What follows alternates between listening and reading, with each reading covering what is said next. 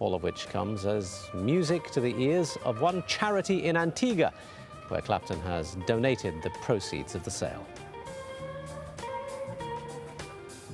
Stay with us here on Al Jazeera. We'll have an update on events in Libya coming up right after this break.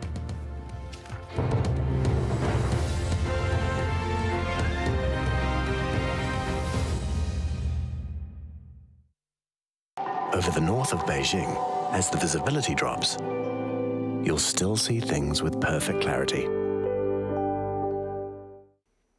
Hello again. Well, across the United States, we have seen quite a bit of activity, especially up towards Canada. We're talking Quebec, New Brunswick, as well as Prince Edward Island. We saw some freezing rain there over the last couple of days. Now another system is making its way up towards the north. We're looking at it right here along the eastern seaboard, so it's going to be bringing some more snow into those parts of Canada along the St. Lawrence Seaway, but all the way down the east coast from New York, Washington, Atlanta, all the way down to Miami. Heavy rain showers are going to be a problem. The central part of the United States, though, looking quite nice and warm. Denver up to 20 degrees, so very warm for them. Up to the northwest, though, more snow for Vancouver, rainy for Seattle, as well as possibly some rain showers coming into San Francisco's forecast. As we make our way down towards South America, very heavy rain showers right here across this band, all the way from Rio de Janeiro, all the way inland, so localized flooding could be a problem there, as well as the northern sections of Peru. We are looking at some very heavy rain showers into their forecast. And Bolivia has more rain coming to La Paz over the next couple of days. Of course, that could mean more landslides as well as mudslides into their forecast. And very quickly over towards Europe, we are looking at some very heavy rain showers pushing into Turkey. That is also going to mean also heavy snow showers for them. Qatar Airways, world's 5-star airline. A history of guerrilla warfare. A place on the global stage. They were an organization created for a stateless population. But before fighting for their land, why did the PLO fight for independence from their Arab neighbors? Chronicling the turbulent story of the struggle for a Palestinian homeland. PLO, History of a Revolution, at this time on Al Jazeera. As protests, violence, and the call for political reform spreads across the Arab world, Al Jazeera's in-depth coverage of events on the ground brings you the news as it breaks. Ongoing coverage of the Libya uprising on Al Jazeera.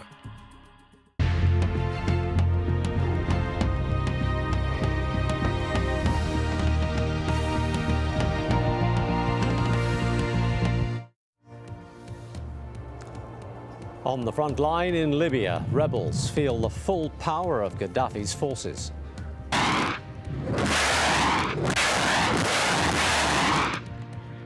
Guys, we have to go. We have to get out of here.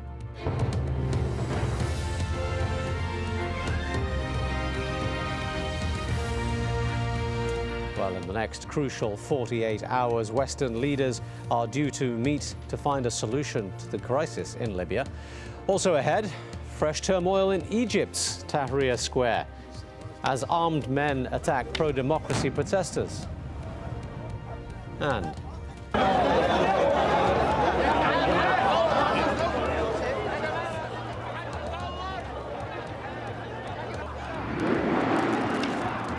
landing for the very last time, Discovery completes its final mission.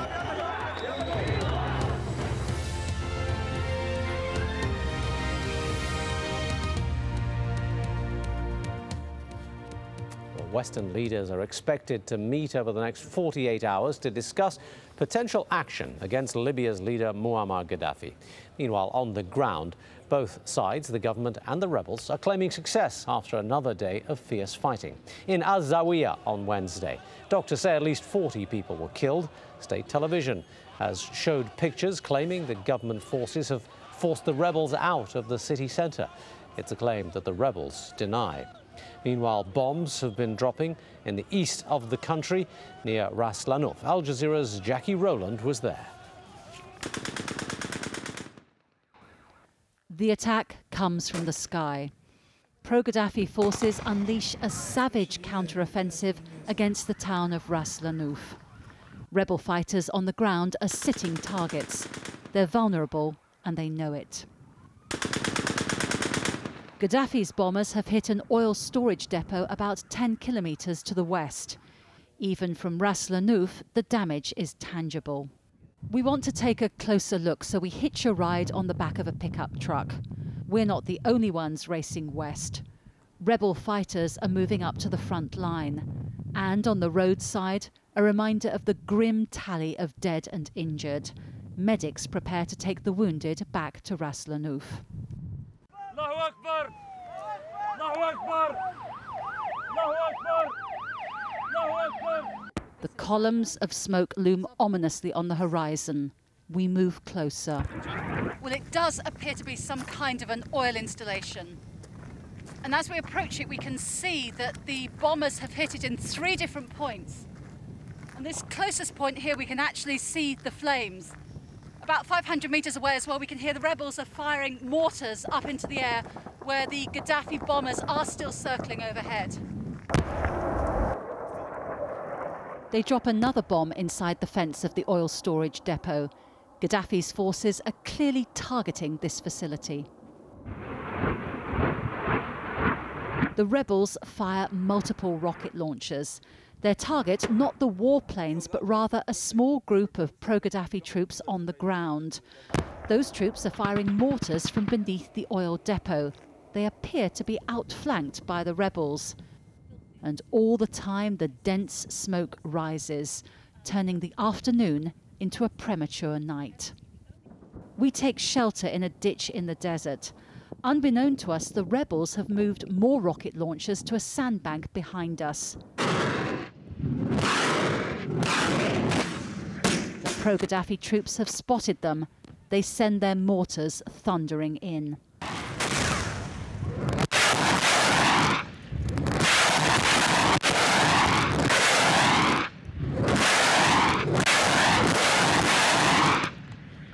Guys, we have to go. We have to get out of here. The mortar and rocket fire stops for a moment, our chance to escape.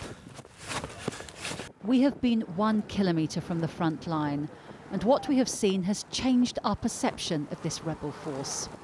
They've demonstrated more know-how than we had given them credit for, and their courage and determination are undeniable.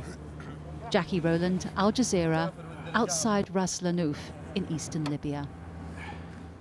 Well, Gaddafi's forces have also been bombarding other areas of eastern Libya. In Bin Jawad, rebels fought to hold that town in the face of fierce attacks from tanks and warplanes. And it's not clear now who controls this area. And AlJazeera, not far from the cities under fire, is under rebel control for the time being. Tony Bertley has the latest from there. If it was deliberate, the attack on the oil refinery depot in Ras Lanuf shows a worrying trend and escalation, and is bringing home the fears of many people here that Gaddafi will unleash his air force and destroy the oil and gas installations in the area. Fortunately, this was only an oil storage depot, but if it was the gas installation complex, which is not far away, then it would be a far worse scenario. Thousands of people would be killed when toxic